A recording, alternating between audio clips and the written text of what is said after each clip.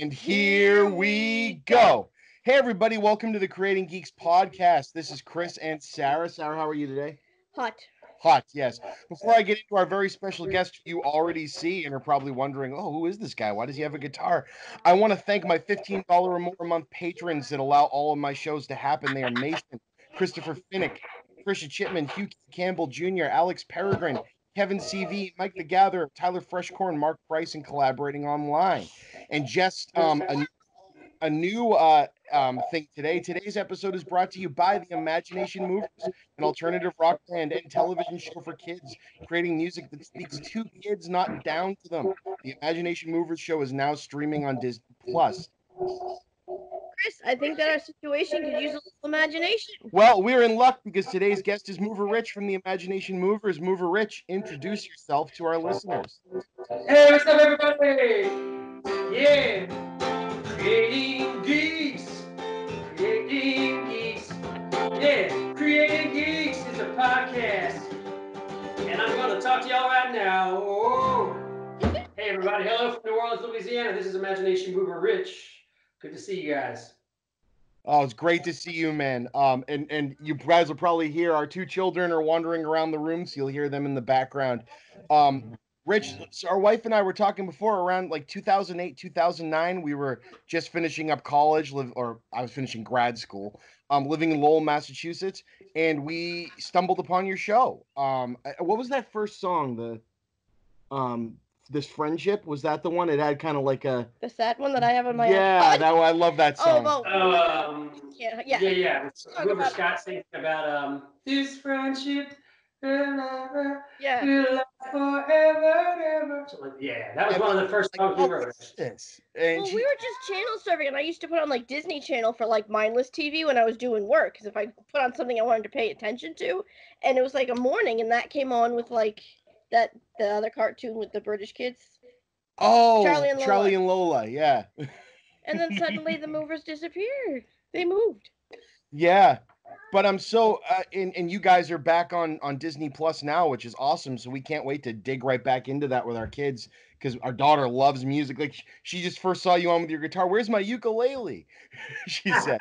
But give us again. We don't need to do the. We have a short period of time. I don't want to keep it on, but give us a little bit of background. Like, who are you? Like, how did this come about? Yeah, so the Movers are four buddies from New Orleans, Louisiana. We all had little kids in the early 2000s and thought, hey, it'd be fun to make some music and just be creative.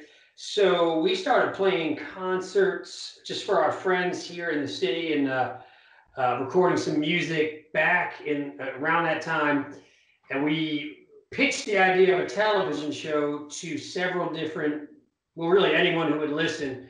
And in 2005, some executives from the Disney Channel and Walt Disney Records came to see us perform at Jazz Fest in New Orleans. And we began negotiating the idea to do a TV show. Obviously, the rest is history. We ended up shooting 75 episodes of this show. It's been broadcast in 50 countries, 22 languages, and we've spent basically the last 15 years or 10, at least 12 years touring all over the world. So we've played concerts all across North America, US and Canada, Asia, Europe, the Middle East, and we now have just released our 10th album last year. We enjoy it. We love making music. Right now, we unfortunately we had a whole bunch of shows scheduled for this year that are basically all a wash. So we're in the process of rescheduling everything for we hope for the 2021 and beyond. But being back on Disney Plus is really good for us. We're excited because we're getting lots of new messages and orders for music and video from new fans. So yeah, it's a kind of exciting time for us. No, it's awesome. And like we said, the show, it's just so it catches you off guard, because it's like, okay, it's a kid's show, and then it's like, oh, you guys are how many songs an episode? It was crazy, right? Yeah, so it was very heavy emphasis on music. There was, I guess, there was probably 6 music moments in the shows. You had the theme song and the outro, but then we would shoot 2 music videos for every episode, and then there was stuff like brainstorming, which is like an evergreen video that would happen every time. But we didn't we reused a few songs. Like there was some there like there's songs that had themes like working together or we're going to solve a problem. Those kept coming up over and over again. But yeah, we definitely wrote a lot of great songs. Had a lot of fun doing it. What was fun for us was they would say like, "Hey, we need a song about a butterfly for 3 weeks from now for the next episode," and we had a little like recording studio down the hall in the soundstage, and we would like in between takes we would go and write a song. So like let's see, butterfly, butterfly, won't you spread your wings from the green grass and everything? Butterfly, butterfly, won't you fly away? Splash your color on a sunny day. Spread your wings, won't you spread your wings and fly, fly. Butterfly floating in the breeze. Anyway, so like, you would say, "Hey, a butterfly, what am I gonna do?" You run down the hall, you eat a peanut butter sandwich, write a song real fast, and go back and film your next scene. It was a lot of fun. Oh, absolutely, especially when you're creative doing something else already, and then it's a whole other medium, but it's like melding it together, which is kind of the whole shtick anyway. But so did you guys like the show idea? Was that like the episode ideas? There was a writing team writing that, or were you guys coming up, or was it just you guys focused on the music? Like it's just interesting because that is a lot more than just being an actor. Like at that point, right? Yeah, so it was a combination of what you just said. Because the idea for the show, the characters, the warehouse, the brainstorming, the infinite rooms, warehouse mouse, knit knots, all of the ancillary characters. We dreamed all that up really early in the process of what before when we were just like scrawling ideas down on a napkin, drinking a beer after the kids went to bed. But then when it came time to actually generate all that content at a high level with a high production value, Disney brought in all sorts of great experts. So we were executive producers of the show, but then there was an actual like production team the production company that made the show. And so let's say there's a story about the baseball one. There would be the producers, the executives, like the Disney Channel executives, the movers, and then there's a writing staff based in LA of, I think it was, head writer plus maybe 6. So all of those people would be sending emails and working, and when we were in the middle of a season, we would be mostly reading scripts in different stages that were coming to us from the writing staff. Scissors. No, you don't. That's awesome. Yeah, Ava needs a pair of scissors. I need a pair of scissors to cut the wrapper. Uh-oh. Nope. You want to go help her real quick? Why don't you bring me the Play-Doh and I'll fix it? No, that's awesome. So it's just wild to think of like I read a little bit about you guys, and this is the thing that always struck me. So you were all firefighters, or a good portion of you? Well, we only have one. So Smitty is a firefighter, and he's captain in the fire department now, and potentially going to be a chief. My other job, my side hustle has always been journalism and writing. Oh, cool. Yeah, and Scott is a teacher. He used to teach like middle school, and now he runs the music program at a university here in Louisiana. Oh, that's awesome. Yeah, and Dave is an architect. So we have a firefighter, architect, writer, teacher. Okay. And you were all, or a large portion of you then were in New Orleans during Katrina? We were all in New Orleans, yeah. So of the 4 of us, only one did not get flooded completely. Smitty, who was the firefighter, actually, he lived in a different section of town where it was a little higher and drier. So he, we had all evacuated. We were running around, all over the South, just trying to find a place to stay. And he was here in New Orleans, working basically, doing search and rescue the whole time, for that maybe month after the flood. And then we all ended up back here maybe by October, and started acting. We were one of the first people to record a song in New Orleans after the flood. We recorded. Smitty wrote this song called "We Got Each Other." We got each other to lean on. So,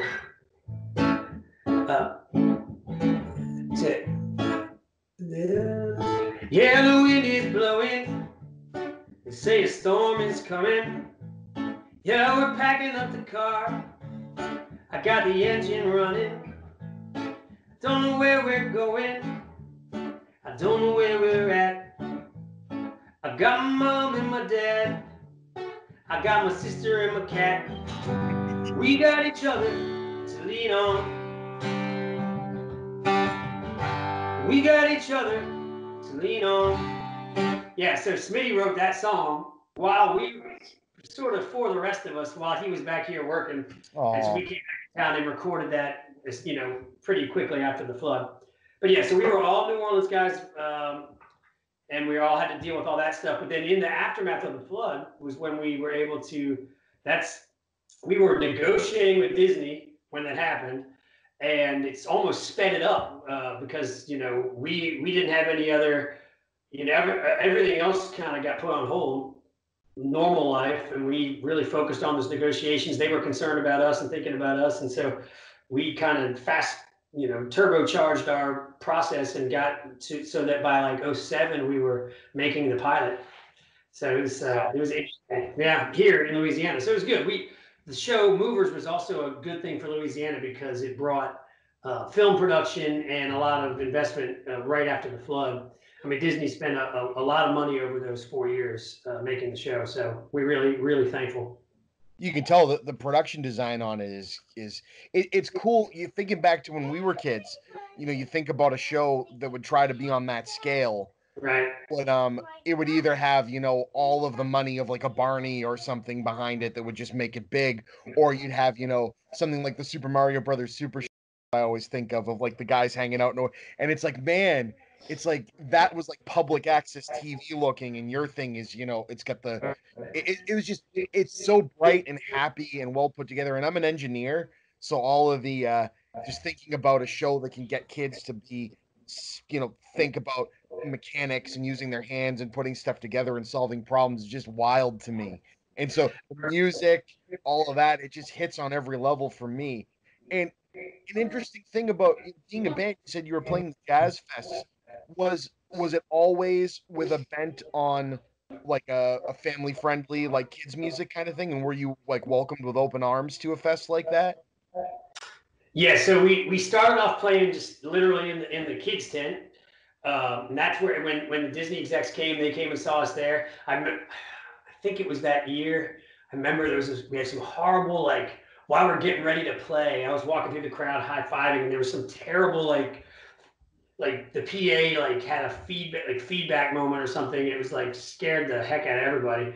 But so we started Kids Tent, and then as we started going into like production for the show, we had become kind of a big local story. So really, since before the show went on the air, even we always play there's two big stages at Jazz Fest, the Acura and the Gentilly stage at the two ends of the fairgrounds, and we then played those stages, but they put us on like at noon or 1, and so all the families start their day at those stages.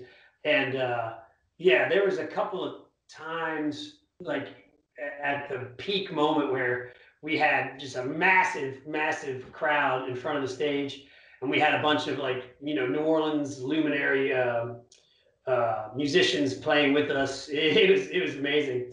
There's a board tape from a 2006 performance, which was, I remember we played the Acura stage that year, and we had all these guys. There's a band called Galactic, which is a big New Orleans band, guys our age, and they were all on stage with us, and it sounds amazing. It was a really great show. So It's awesome. It reminds me, I saw about a year or so ago, I saw They Might Be Giants. And Yeah. they have, I mean, not all their stuff is kids' music, but they have a very big bent and a big back catalog of kids' music. And they did the Mickey Mouse Clubhouse stuff and all that. And so I saw a 21 plus show of theirs in Boston, but in the middle Nice. of it, they played all their kids' stuff. And it was awesome because the crowd loved it Yeah, yeah. instead of it being like, oh, grown, here they go. It's like, and that made me really happy. Um, because like I said, the whole idea of this show and the whole idea, of like that music doesn't have to be an adults only thing, and it doesn't have to be a kids only thing, and entertainment doesn't have to be for one specific group. It can bridge that whole gap. So then, Sarah and I saw you guys live, and I would recommend anybody. It doesn't. I don't even care if you have kids. Go see these guys live if they come around. If you're listening, because it was just such an inclusive, happy thing. Did you get the same vibe? Yeah. It it it just wasn't. There was no. No, there's no pretense to it. I guess is the thing. And so the kid had just as much fun as the guy, when you covered a Led Zeppelin song, I think he's up there just rocking out. It's like, this is awesome. Well, you mentioned that They Might Be Giants switching to their kids' music. What we find is that we've had a lot of fun over the years playing our exact same set we would normally play, but at a bar at 1 in the morning, and Yes. it translates perfectly because we've written 200 songs, right, and recorded most of those. But there's like probably a very concentrated amount of those that we rely on for the live show, and it's the ones that are very interactive and that are that that grab people on first listen. And so we laugh because a lot of our songs, the chorus of the song is your instruction. So like, everybody in the house, won't you clap 4 times? So like, we're literally telling people, won't you clap 4 times? Hey, hey, and then hey, we don't need an 8-piece band. All we need are these buckets and cans. Gonna make some music, gonna have some fun. Anyway, so like literally the song will guide an audience member through the song as we're performing it. And so like that song, Buckets and Cans, we've played on most continents now, and it's all we have a blast every time we do it. By the end of the song, the whole, whether it's a small theater or a big, I'm thinking of this time we played in Dubai at this huge arena, like the whole place is just like going bouncing up and down. So we love our set. We love to play live, and it's actually there's been a lot of weird. There's a tragic time we're in right now. There's been some silver linings, reconnecting with your family. That's great. The most frustrating thing for us is that we haven't gotten to go out and rock. So Right. we're hoping we get back and do it. Well, absolutely. So. And that's you got to think. I'm just thinking of the time frame here, right? It's just crazy because you get maybe 5-6 years after you guys did what you did, without the Disney backing, without them seeing you at the Jazz Fest, right? You get things like YouTube has become a big sensation for kids show stuff, and it's cool to think, no, this was on television. Like, and you think back how much that isn't happening anymore. Like, everything for television is going either digital or created in a computer, or whatever. And just people, human faces talking to kids and spreading that message of,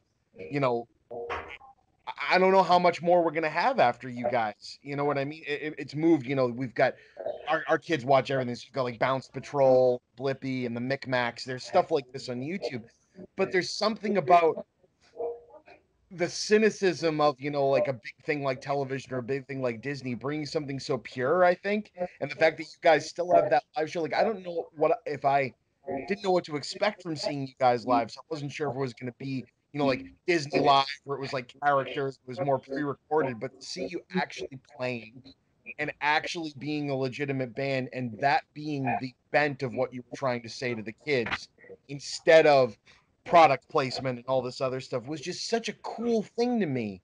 That's awesome. I don't know. It really, it was inspiring, I guess. Appreciate that. Yeah, we even when we went on the air in '08, we were one of the last and only live action things you would see. That's what we noticed, and so um, things have gone heavily toward animation, and they have stayed that way. But yeah, there's something to be said for real people treating each other with kindness and respect, and working together as a team and brainstorming ideas.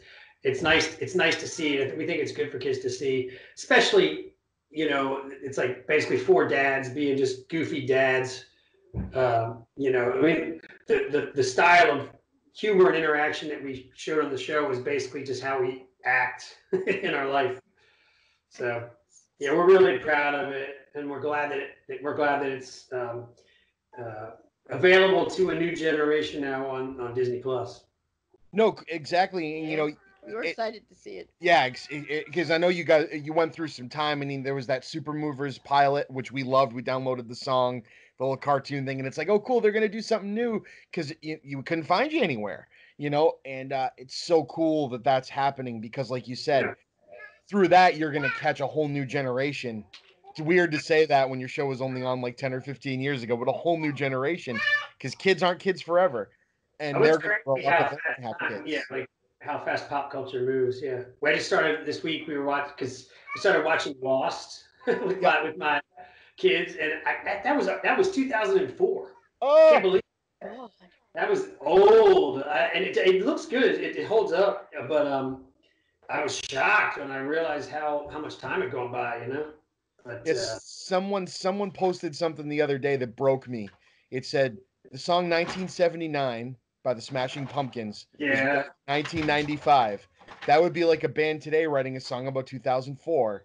oh God, yeah. Oh, Yeah, because we're older than you guys, obviously. But when I remember when I was growing up, you'd hear songs from like Led Zeppelin or whatever, and that seemed like it was from 100 years ago to me. Like it seemed like this ancient times. Yeah, and that would be like you say from. So let's see. Like you say, that would be like Lost. Something made in 2004. That was the right span of time between when I was a teenager and Led Zeppelin. yeah. Scary. It's just so weird. And like you said, but what you guys do is you're able to mix a song like that that was that quote unquote old when you were a teenager into something that a kid's going to hear now, and that they're going to have that memory, and then they're going to hear it and go, oh, the Imagination Movers played that when I saw them when I was like 8. And it's just that's what's so cool about music in my opinion. Yeah, no, absolutely. We played at Austin City Limits Music Festival this past, was it the fall? And we had a funny moment because we were playing in the special area for families, but then we decided to just walk outside of that area in our suits, and we could have literally spent all day, the whole festival, just signing and taking pictures with all these 20-year-olds and 18-year-olds that had grown up with the show, So that was really funny. About fangirling at the show. No, because we totally had the same reaction. It's like when you go to see a big, because again, okay, yeah, it's at the Topsfield Fair, it's on a stage, that's a fair we're comfortable with, but you're on a stage. You know what I mean? It's more like a bigger show, Right. And there's been big name bands, so you guys are a big name band to us, and so as parents, we're not expecting the band to come out in the crowd and start shaking hands and singing with the crowd and everything, because that's just not what you expect with the territory. So for you guys to do that like a local or smaller act would do, it really made it feel personable. And Yeah. I'm thinking for an adult, if it has that sort of like magic, like I said to people, this was magic. Like these guys came out and it's like, oh my God, that's Mover Rich. Wait a minute, dude, you're 34. Like, why are you reacting this way? He's like, no, because he's awesome. Go talk to him. But then if that means that much to us, what does it mean to a little kid? Like that sees you on TV and just goes, "Oh my God, I got to talk with Mover Rich for 5 minutes to take pictures." That's like awesome. That to me is so important. Yeah, my favorite thing to do back in the day when we were doing the big, tour bus tours was I would always for the like same moment in every show, I would sneak backstage, find this, and go up to the second or third balcony and just go to literally like the furthest row from the stage and just start hanging out and surprise people. That was like a very funny moment. And honestly, we always joke, we could probably have entertained. We always, for us, enjoyed playing the music, playing it live, being a live band versus a tracks act and all that kind of stuff. But like you say, the kids appreciate the interaction. So we probably could have showed up at a venue, put on the CD, let some dancers dance on stage. If we just walked through the crowd and high-fived everybody for an hour, they'd be just as happy. Of course, but that's why it's the whole package, right? Because you guys, you're not doing something that feels that feels like you're undermining yourselves. Right. You're musicians and you love playing it, but then the fans get an experience that means more to them than you could probably ever know or imagine or even quantify. It's like, it's not even that like you wake up in the morning and go, I'm going to give a person this experience. Like, that's all just created by them. And my brother's a local critic, and he always says, if you treat everybody that's coming up to you and seeing you, because he's got a face that people recognize, if you treat them all like they're the most important person in the world to you, then that interaction is going to make their entire life. You know what I mean? You can't. How are you supposed to know what someone thinks of you? Right. You know. So if you have a bad day, they're going to remember your bad day the rest of their time. So you got to try as hard as you can. And to me, being an act that just exudes positivity, especially with what we're dealing with in the world right now, and then coming out of the fallout of Katrina, right? It's just so good to be talking to someone that creates something that's so positive, I guess. Well, that's nice of you to say. Yeah, and I think that's a big part of how we've been able to sort of last for as long as we've lasted doing what we do, is that we're grateful, and we enjoy interacting with the people who have come out to support. And so we have maintained this very loyal group of people who have sustained us over the last few years. So and for us, because we were already in our early 30s when we started the whole idea. We'd already worked for a decade or more in just jobs and everything like that. And so for us, the whole thing has always just been kind of this grand adventure. So we started too late to ever get jaded, and we now when we get to travel, we really appreciate the time together as brothers, and just being out on the road together. And it's like our vacations away from the normal stuff. One thing I'm worried about as you're describing this, I hadn't even thought about this, but a big part of our experience when we're traveling is, like you say, walking through the crowd, high-fiving everybody. I don't know how we have to modify this in the COVID-19 era, but we're going to have to make some adjustments, obviously. So yes. I don't mean to put that in your head, but that's going to be wild. Yeah, I was like, oh wait, we have to change what we do. We'll just do a lot of this instead of that's what we do at work, because I'm essential, so I have to. This is how. Yeah, good job, man. You know what I laugh is that back in the day, people would touch elbows, but now you just kind of wave your elbow at someone from 10 feet away. It's like it's become the new wave. It's weird, like it's just sort of evolved. Yeah, waving. It's like, oh no, it might be considered a gesture of, oh yeah, oh man. But yeah, so you have a time constraint. I want you to be able to get back to what you're doing. But Sarah, did you have anything that I missed that we wanted to ask him about? Well, dude, is there any move or song you guys like in particular? All of them. I mean, play your favorite one. Like we're huge fans. So let's see. How about so this is one from our. So we have this. This is a fun one we do live now. It's like our power ballad. Do this here. We get everyone to wave their phones. Put the cameras on. We wrote this a couple years ago when we were playing a show in Asia, and a family got confused and they came early. So it was just this one family sitting on a blanket out in the field, and so we started writing this song for them as a joke, and then it became the kind of the centerpiece of our last album.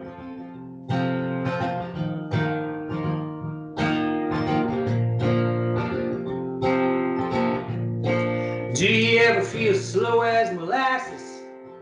You're dropping all your passes. You got tape on your glasses. And maybe you should check your lenses. Take a look again. Buddy, you got friends. It doesn't matter if you're big or small, you're short or tall, taking one and all. And maybe you're fast or slow, you don't know, but once you know. We're so glad you're here. It wouldn't be the same without you. We're so glad you're here. Yeah, 'cause there's just something about you. Nobody can laugh like you, can smile like you, can do all the things that you can do. Let them try, but not you. No two people in the world are exactly alike. She's reading a book, he's riding a bike. You do what you like, and do what you like. Some people are good at building things. Other people help you learn and grow. There are heroes who will keep you safe. Me, you won't put on the show. Oh, oh, yeah, here we go. Deep, deep, deep, deep, deep, deep, deep, deep. Yeah, I'm so glad you're here. Love it. That was awesome. Thank you. Oh, thank you so much. Thank you guys so much. Good to And chat. Sorry, I gotta rush off and go do my one of my other side hustles. Like every musician in the world, we have a million other jobs. It's okay. Anything you want to leave the listeners with? Some direction you want to point them? Something you want to shout out? Anything? Just please check out Imagination Movers on Disney Plus, all 75 episodes. You can check us out on Facebook, Instagram, imaginationmovers.com. And of course, there's hundreds of Imagination Movers videos on YouTube. So please check us out there as well. And hopefully we'll get to come play a show at a town near you at some point soon. Absolutely. And Sarah, as we always say on the show, there's no shame in being a geek, no matter how old you are. I've done it so long. Thank you, Mr. Rich. Thank you. Tell the other movies we missed them. Yeah, we love you guys. Have a good day. Bye. See you. Bye. I'm gonna make up a song for you right now. All right. I like it. Creating geeks, creating geeks, creating geeks. It's a podcast. It's a podcast starting right now. Oh yeah.